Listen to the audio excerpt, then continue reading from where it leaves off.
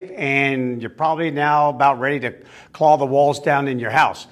But if you're thinking about bringing a new puppy into your household, or actually these rules apply to any dog of any age into a household that currently has dogs, an existing pack, tell you what, if you don't do it right, it can go, it's kind of like one of those initial success or total failure type things.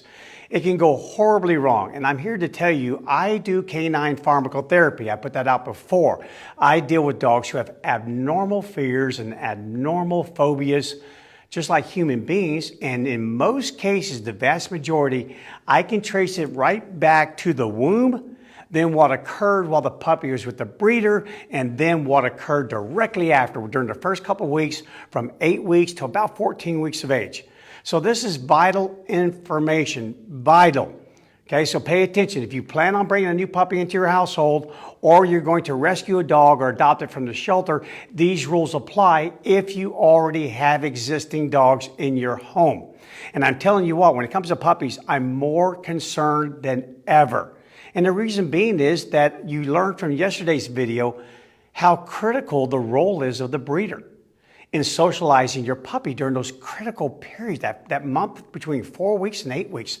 It's critical. But now with all the safety concerns, I mean, we try to have furniture delivered and they wouldn't even bring it into our house. No one wants to come into your home. No one wants to invite anyone into their home, and I get that. Well, here's the problem. Your puppy will only be habituated to the breeder, the breeder's immediate family, and the puppies and the dogs within its immediate realm. It will not be properly socialized to unfamiliar people or unfamiliar dogs. And that's a really big concern. But we can't do anything about that. So let's at least do what we can about this when you bring it into your household. Okay, right off the bat, when your puppy comes into your household, or even the older dog, know this, it will be stressed. Absolutely, it's going to be stressed. Why? Because it is going to have a loss of predictive information. It doesn't know you. It doesn't know your house. It doesn't know the sounds that are there. The smells will be unfamiliar. Everything about it will be unfamiliar to your puppy, which means that it feels like it has less control over its situation.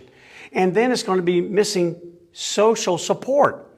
Wow, I was one moment, I was with all my siblings, with my mother, with the breeder and the breeder's family and so on and so forth. And next thing you know, I'm not. And now I'm around total strangers. Wow, that's incredibly stressful. And I want you to keep one thing in mind. The more stress you incur at an earlier age as a dog, the less stress you can handle later in life. That is the absolute truth. So we've got to do everything that we can to mitigate this young puppy stress coming into your household. I don't even need to mention, you're going to be stressed. I mean, you're going to be excited about bringing a new puppy into your household, but then as soon as it comes there and it starts keeping you up at night, starts chewing on your furniture, so on and so forth, you're going to be incredibly stressed. All right, let's talk about your existing pack. What about them? Take them into account. Okay, they're going to be stressed. Oh my gosh, it's going to be a really big stressful situation at first. Why? Dogs don't recognize puppies. They only recognize them not from sight. They only recognize them from behavior. How many large dogs have been attacked by tiny dogs? Little bitty Yorkies, little bitty Morkies. I mean, if an adult dog wanders right into my yard and our little Morkie named Poe, who's 9 years old and all of about 5 pounds, you're not going to know it because she's going to throw every atom of that 5 pounds into that dog, guaranteed. So domestic dogs don't recognize puppies as puppies like wolves do. There are no 9-year-old 5-pound wolves, but there are certainly plenty of those in the form of Chihuahuas and Yorkies and so on and so forth, like I just mentioned. So therefore, they don't recognize a puppy coming into the house. They simply recognize another canid coming into the home. It's only the behavior of the puppy that will shift things slightly. And if your dog that you already have is a male dog, we even have more problems. And the reason for that is in wolf communities, the male mate will care for, takes on a lot of the parental burden of taking care of the offspring, but not male dogs. Their only contribution to the entire pack is what they gave to create the puppy in the first place. After that, it's done. They don't contribute one bit. It's all left up to the mother. So they don't even have those instincts in them any longer. A male wolf does. It's been noted by Dr. Stephen Spott in free-ranging dogs and feral dogs, but not in our domesticated pets. So if you have a male dog, we're going to have to be very careful about this because it definitely won't recognize a puppy, and they have a tendency to be a little bit more dominant, a little bit more of a safe gatekeeper, more territorial inclined.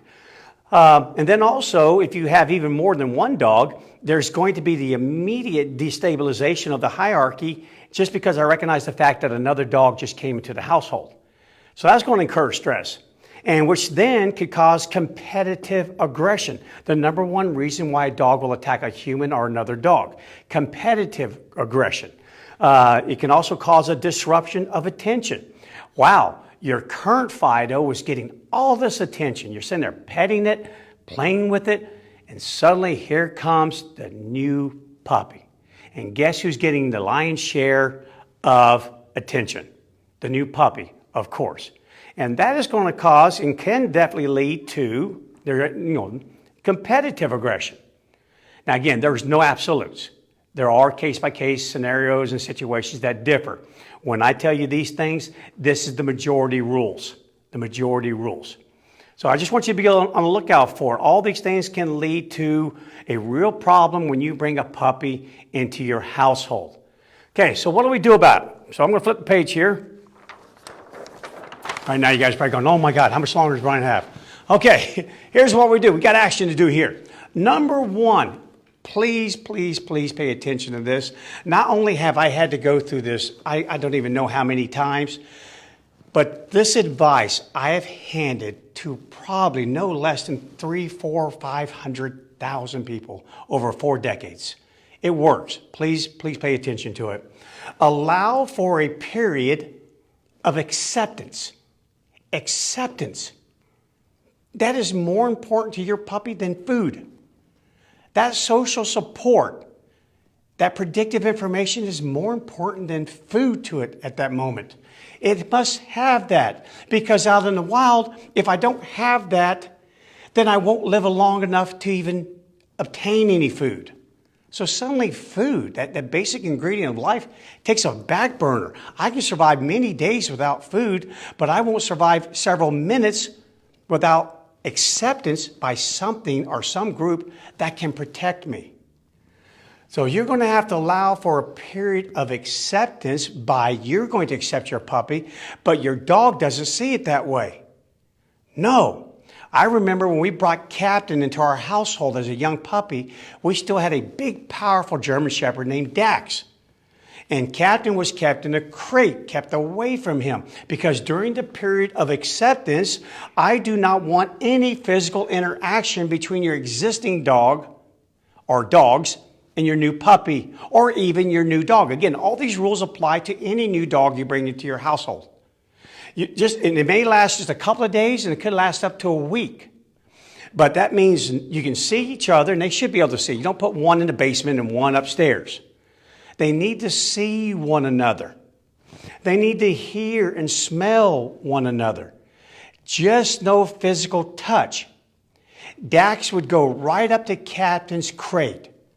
In the first couple of days, he'd stare in the crate. And then all of a sudden, when Captain came to the front of it,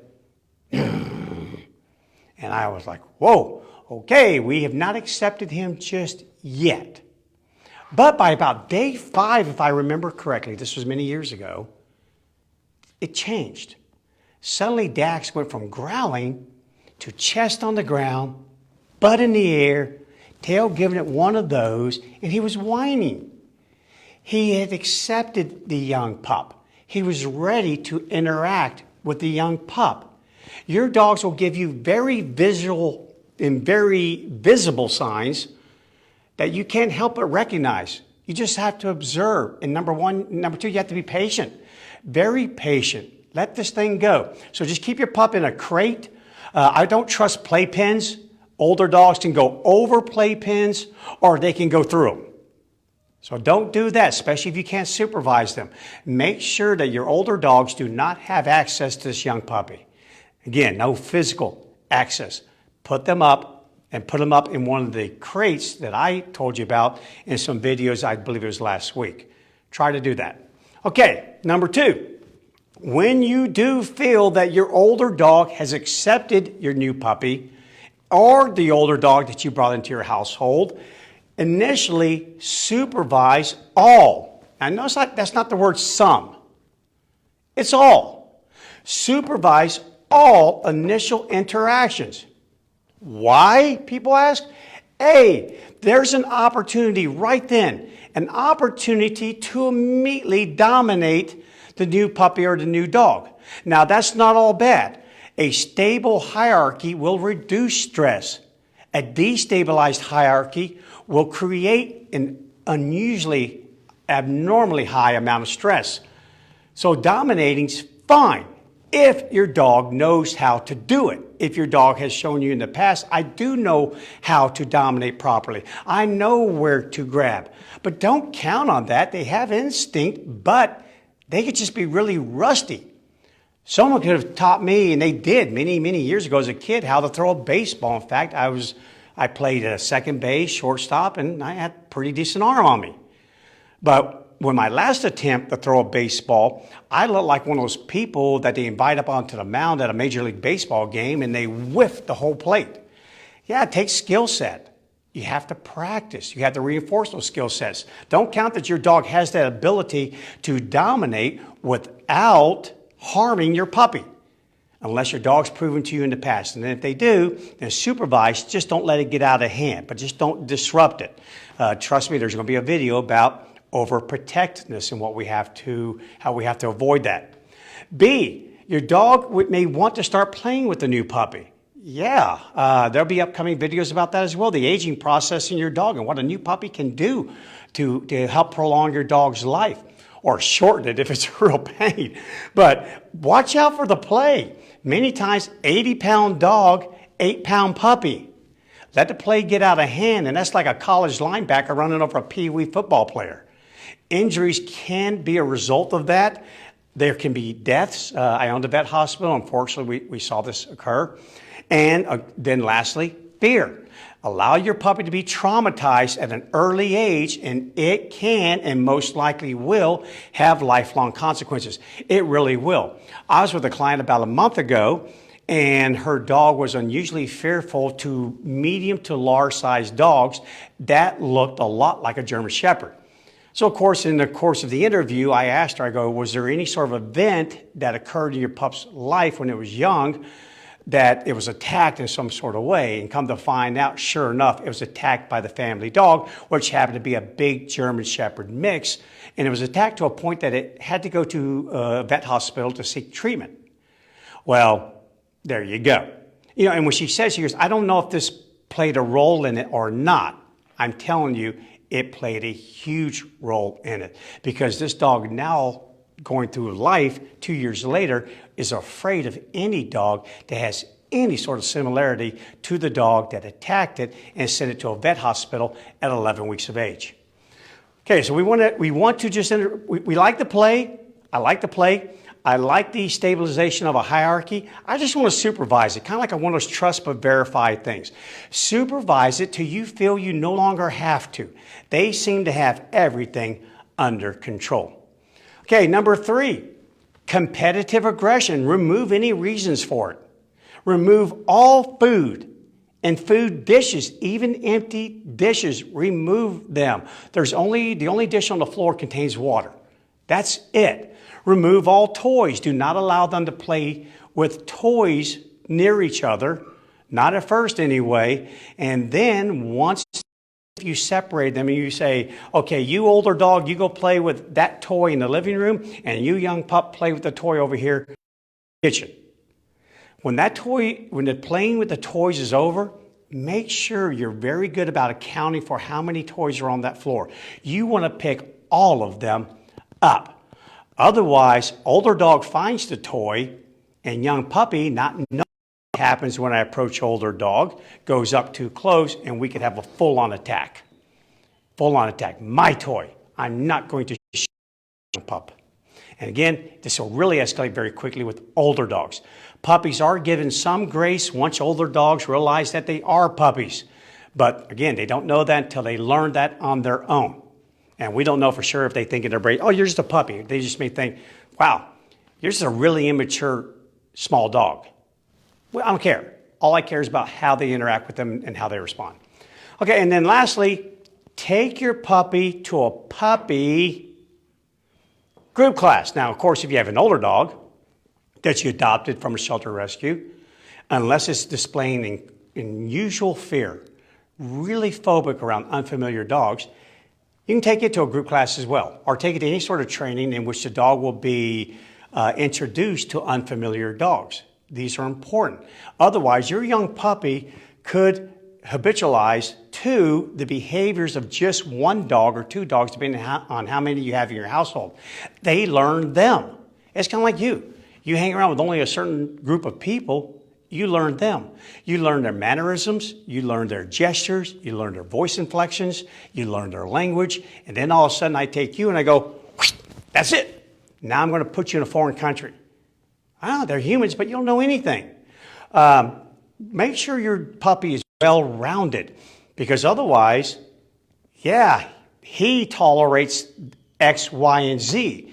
But now I'm older and they took me to a dog park and I tried the same behaviors that my family dog tolerated, and you find out very quickly those behaviors don't work with a particular dog at the dog park. Your dog will have a better chance of succeeding being around unfamiliar dogs if you allow it to be around unfamiliar dogs, to learn, to do an action and receive an effect to that action. Cause and effect. They need that. It just needs to be supervised so things just don't get out of hand. I wish our domestic dogs were as good at intra-group control as what a wolf is. But because, again, we've been feeding them, we give them shelter and everything else, they're just not. And we just got to accept that. So it's going to require a lot of supervision. All right, so take them to a puppy group class. Trust me, a lot of people get worried about vaccinations and they go, oh, I'm worried. My dog's not fully vaccinated all the way. Doesn't have his 3 series of shots.